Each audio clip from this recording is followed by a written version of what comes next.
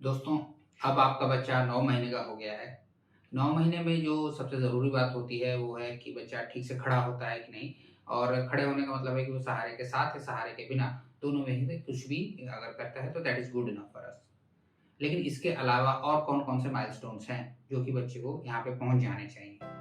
तो आइए आज हम इसी बारे में बात करते हैं कि एक 9 महीने का बच्चा क्या कर सकता है, क्या नहीं कर सकता और किन परिस्थितियों में माँ-बाप को चिंता होनी चाहिए।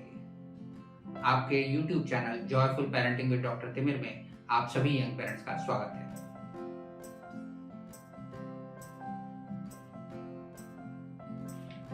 आइए सबसे पहले हम बात करते हैं जो मोटर माइलस्टोन्स हैं उनके बारे में। तो सबसे पहले इस उम्र में बच्चा एकदम आराम से बैठ सकता है, उसे किसी सहारे की ज़रूरत नहीं है। वो बैठता है तो अक्सर वो गिरता नहीं है, लुढ़कता नहीं है, सबसे पहली बात। दूसरा, अगर बैठे हुए वो थोड़ा हाथ आगे बढ़ाकर कुछ खिलौनों को भी ले सकता है, इसमें भी वो गिरता नहीं है, वो अपने को संभाल सकता है। तीसरी बात, ये बैठने की पोजीशन को वो अपने आप से अचीव कर सकता है। अगर वो पेट के बल है तो उससे वो बैठने की पोजीशन में आ सकता है, या वो पीठ के बल सो रहा है तो भी अपने को उठा के वो बैठने की पोजीशन में आ सकता है। चौथी बात, अब वो एक तरफ के पैर एक तरफ के हाथ को यूज करके वो अब आगे बढ़ने की कोशिश करता है, ऑल्टरनेटली इसको यूज करके। जैसे कि हम कहें कि वो रेंग कर आगे बढ़ता है या घुटनों के बल आगे बढ़ता है, लेकिन अब वो आगे बढ़ने लग गया है बच्चा। पांचवी बात कि अगर हम उसे पेट के बल लेटाएं जैसे टमी टाइम करने के लिए, तो वो अपने पूरे शरीर को, अपने सिर को, कंधे को, चेस्ट को और अपने शरीर के अगले हिस्से को पूरा उठा सकता है। अगली बात, अब अगर वो बैठा हुआ है तो उस स्थिति में भी वो दाएं बाएं पूरा देख के विजुअल ट्रैकिंग जिसे हम कहने चाहिए, मान लीजिए उसकी माँ कमरे के एक तरफ से दूसरी तरफ जा रही है तो पूरा सिर घुमा के वो फॉलो कर सकता है। बैठने की स्थिति में अब उसे कोई परेशानी नहीं आती। अगला कि इस वक्त तक आते आते एक पिंसर ग्रास्प करके एक चीज है जो कि एस्टेब्लिश हो जाती है। पिंसर ग्रास्प का मतलब ये है दोस्तों कि दो उंगली से चीज को पकड़ना। जैसे कि मान लीजिए हम बच्चे को कोई बहुत ही छोटी सी चीज दें, एक मटर का दाना या एक मूढ़ी या चावल का दाना, एक छोटा सा दाल का दाना, तो बच्चा उसको दो उंगली से पकड़ सकता है। इस दो उंगली की पकड़ को हम पिंसर ग्रास्प कहते हैं।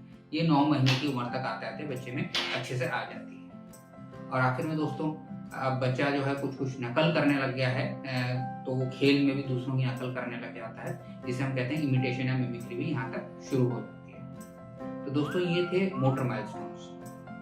अब हम बात करेंगे सेंसरी माइलस्टोन्स के बारे में कि बच्चा क्या क्या महसूस कर सकता है। तो सबसे पहले अब वो तरह तरह के मूवमेंट्स को एंजॉय करने लग गया है। जैसे आप उसे झुलाएं, उसे खिलाएं, उसे थोड़ा बहुत उछालें, तो ये सब बच्चे को अच्छा लगने लगता है। दूसरा कि अब वो चीज़ों को एक्सप्लोर करने के लिए ना सिर्फ अपने हाथों को बल्कि अपने मुंह को भी इस्तेमाल करता है। जैसे कि अक्सर आपने भी देखा होगा, बच्चे तमाम चीज़ों को मुंह में रखते हैं।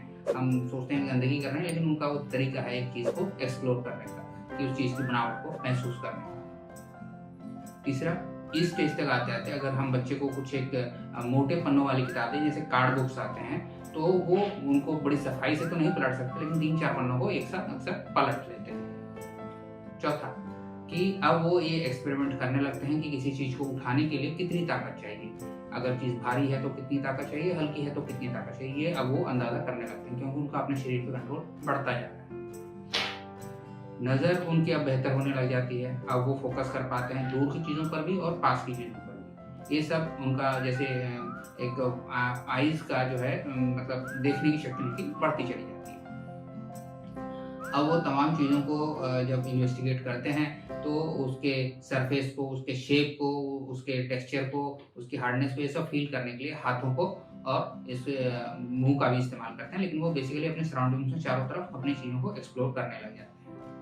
और आखिर में दोस्तों, ये अब जो है अलग अलग पोजीशन में बैठ के भी अपने आसपास के एनवायरनमेंट को देखने लग जाते हैं। जैसे कि अगर वो लेटे हुए हैं तो भी वो एक्सप्लोर करते हैं, पेट के बल हैं तो भी, बैठ कर तो भी, तो ये अलग अलग पोजीशन में भी वो अपने एनवायरनमेंट को एक्सप्लोर करने लगते हैं। तो ये इस एज में सबसे खास बात होती है कि उनकी अपने आसपास के जो एनवायरनमेंट है, उनके आसपास का जो पर्यावरण है, उसमें उनकी दिलचस्पी बहुत बढ़ जाती है।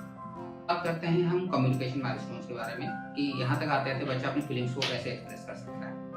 तो दोस्तों, अब बच्चे के पास जो शब्द हैं और जो आवाज़ें वो निकाल सकता है वो बढ़ते जा रहे हैं।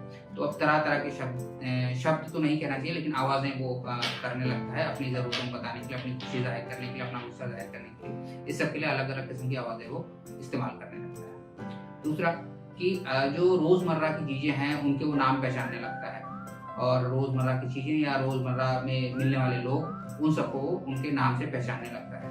जैसे कि अगर हम किसी का घर के किसी व्यक्ति का ही नाम लेकर कहें तो अक्सर ही वो उस तरफ को सिर घुमा के देखता है। और तीसरा, अब वो अपना नाम को भी पहचानने लग गया है। अगर बच्चे को आप उसके नाम से पुकारें तो वो गर्दन हिला के रिस्पॉन्ड करता है, उस तरफ देख के गर्दन हिला के वो रिस्पॉन्ड करने लग जाता है। चौथी बात कि अब एक टू वे कम्युनिकेशन एस्टेब्लिश हो जाता है बच्चे के साथ आपका। जैसे आप बच्चे को हंस के बोलते हैं तो वो मुस्कुरा के आपको जवाब दे सकता है या कुछ आवाज़ निकाल के जवाब दे सकता है।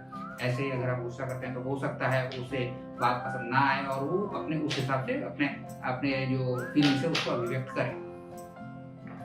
पांचवी बात दोस्तों कि अब कुछ रूटीन से कमांड्स को अगर हम इशारों के साथ कंबाइन करके उसे कहते हैं। मान लीजिए हम बच्चे को कहें कि वहां जाओ, जिसमें कि हम शब्दों का भी इस्तेमाल कर रहे हैं और इशारे का भी इस्तेमाल कर रहे हैं, तो ऐसे में वो बच्चा उन चीज़ों को समझने लग जाता है। इसके बाद दोस्तों मैं कहना चाहूँगा कि जो अक्सर ही जो शब्दों का यूज़ करते हैं, ना सिर्फ लोगों को ना सिर्फ चीज़ों को, बल्कि अक्सर जो कॉमनली यूज शब्द हैं उनको भी बच्चा पहचानने लग जाता है। तो ध्यान रखिए कि यहाँ पे बच्चा बेशक उतना बोल नहीं पा रहा हो, लेकिन उसकी शब्दों को समझने की क्षमता बढ़ती चली जाती है। अब जो एक्सप्रेशन है, अब वो बोल कर तो बहुत ज़्यादा एक्सप्रेस नहीं कर पाता है, लेकिन अब वो जेस्चर्स के जरिए भी एक्सप्रेस करने लगता है। जैसे अगर उसे कुछ नहीं चाहिए और उसे पता है कि नो के लिए सर ऐसे यूँ हम हिलाते हैं, तो वो शायद वो जेस्चर्स को यूज़ करने लगे, मतलब इशारों को यूज़ करने लगे अपने भावना को व्यक्त करने के लिए। और आखिर में दोस्तों, जैसे कि वो एक्शंस को नकल करने लग गया है, वैसे ही अब वो शब्दों की भी नकल शुरू कर देता है। हो सकता है उसके शब्दों में बहुत सफाई ना हो, लेकिन वो कोशिश शुरू हो जाती है।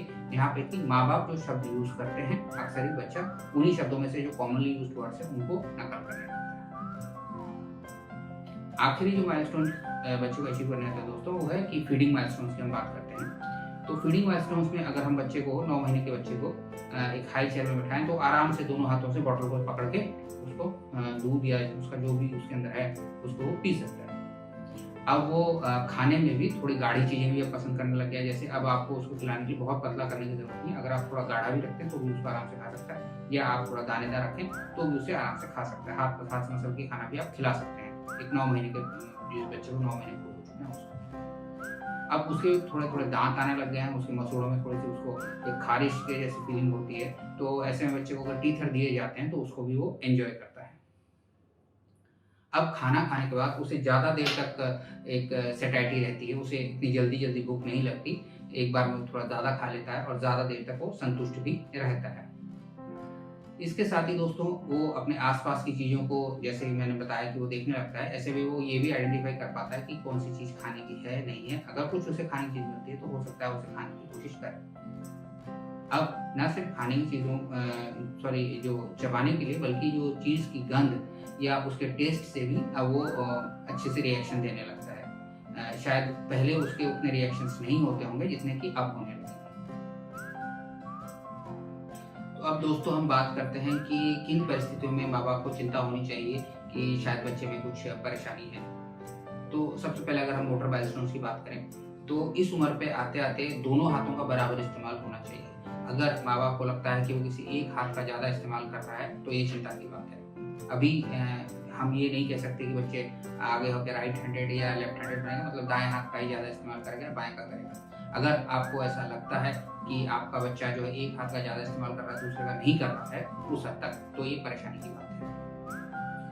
दूसरी बात कि जैसे मैंने आपको बताया कि बच्चा इंडिपेंडेंटली बैठना चाहिए, कोई परेशानी नहीं होनी चाहिए, लेकिन 9 महीने का बच्चा अगर बैठ रहा है और अब भी आपको उसकी पीठ में थोड़ी सी गोलाई दिख रही है, पीठ पूरी तौर पर सीधी नहीं है, तो ये चिंता की बात है। ऐसे ही अगर बैठने पे वो अपने हाथों का ठीक से इस्तेमाल नहीं कर पाता, ठीक से बैठ नहीं पाता और गिर जाता है, तो ये भी एक चिंता की बात है। चौथा कि जैसा कि हमने आपसे बताया कि अब अपने हाथों और पैरों का वो इस्तेमाल कर सकता है तो वो घुटने के बल आगे बढ़ने की कोशिश करता है, लेकिन अगर बच्चे को घुटने के बल आगे बढ़ने में परेशानी है तो ये हमारे लिए चिंता की बात है।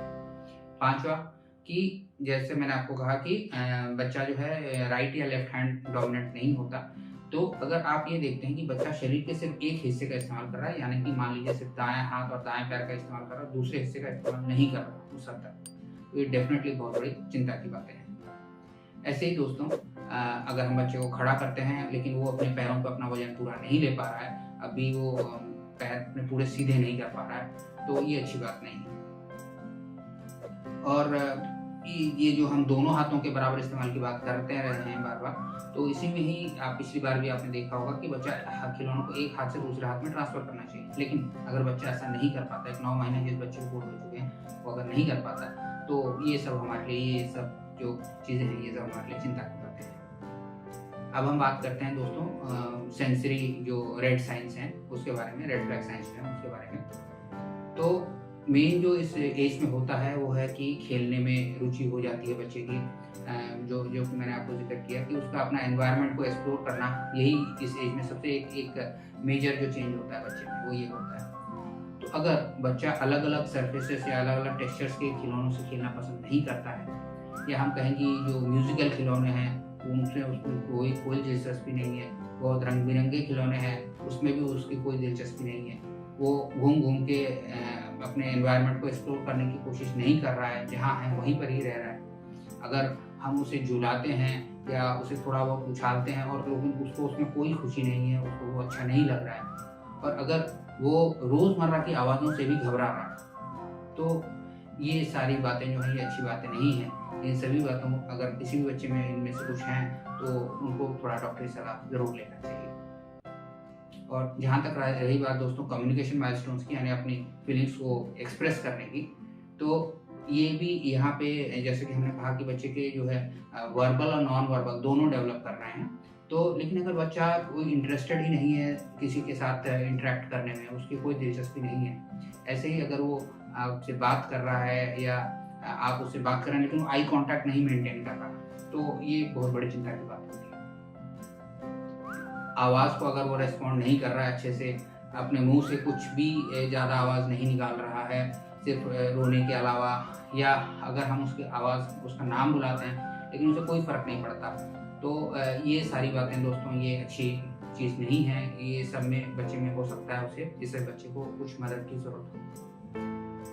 आखिर में दोस्तों फीडिंग माइलस्टोन्स की बात आती है। पिछली बार भी हमने कहा था कि फीडिंग में बच्चे को कोई दिक्कत नहीं होनी चाहिए, तो अब तक भी अगर बच्चा ठीक से मान लीजिए बॉटल से दूध नहीं पी पा रहा है या दूध मुंह में खाना रखता है ठीक से निगल नहीं पाता है, गिरता रहता है, तो ऐसा नहीं होना चाहिए। अगर ऐसा किसी बच्चे में है तो उसे थोड़ी मदद की जरूरत है। तो दोस्तों आज हमने बात की कि एक 9 महीने का बच्चा क्या कर सकता है और क्या नहीं कर सकता, और किन किन परिस्थितियों में माँ बाप को थोड़ी चिंता होनी चाहिए कि बच्चे को शायद थोड़ी मदद की ज़रूरत है। मुझे आशा है कि आज जो हमने बात की उससे आप भी काफ़ी लाभान्वित हुए होंगे, आपको ये जानकारी फ़ायदा देगी, और उम्मीद करता हूँ आपको ये वीडियो भी अच्छा लगा। वीडियो को देखने के लिए धन्यवाद।